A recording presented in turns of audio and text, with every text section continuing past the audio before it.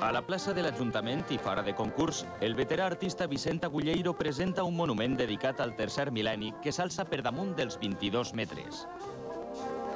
La falla és una falla, diguem, retrospectiva, encara que l'hem titulat Tercer Mil·lenni, i és un recordatori, diguem, a tres falles emblemàtiques i al passat, al present i al futur.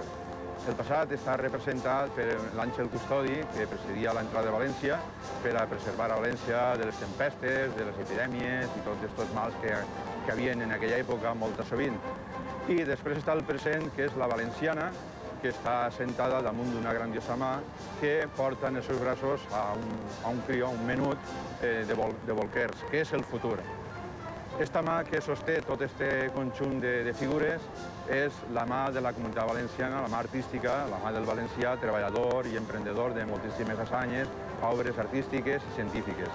Després tenim de darrere de tot presidint de l'escut de València de l'època de l'Àngel Custodi, no l'Àngel en la ratapenada.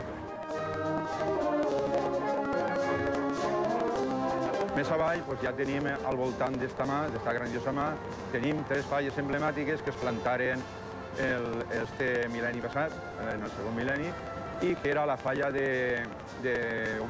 d'Octavi Vicent, que realitzà Octavi Vicent i que va dissenyar el Salvador Dalí. Va ser una falla molt polèmica en el seu moment, en l'any 54, 1954. Després tenim la falla de la set d'estiu que feu Vicent Lluna.